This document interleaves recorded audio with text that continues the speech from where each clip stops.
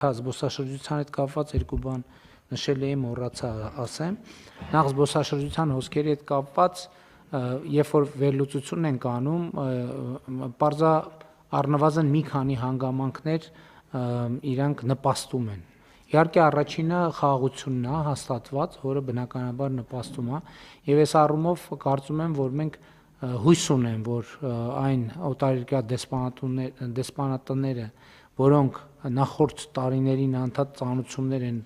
տարածել իրենց քաղաքացիներին, որ խուսափել սահմանամերձ հատվածներ գնալ, Սյունիքի մարզ գնալ եւ այլն, ծանոթությունները կդադարեցնեն, որովհետեւ եւ պարոն Միրզոյան պետք է նաեւ աշխատել դեսպանատների հետ, որ տենց իներցիայով անընդհատ չբանանեն, չշարունակեն։ Իհարկե տնտեսական զարգացումը եւ նաեւ կարծում եմ ներքին գործերի նախարարությունը առաջիկայում եւ կառավարության զեկույցում էլ գուցե առաջիկայում կանդրադառնանք, շատ երկար ժամանակ տարբեր միջազգային ռեյտինգներում արձանագրվում էր Հայաստանը որպես անվտանգ երկիր, ներքին անվտանգության եւ հանցավորության տեսակետից, եւ նաեւ պետքա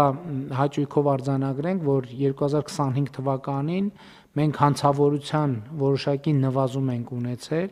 եւ կարծում եմ, որ սրանք էլ են լրացուցիչ գործոններն են, որոնք լրացուցիչ նպաստում են զբոսաշրջային հոսքերի աճին, այնպես որ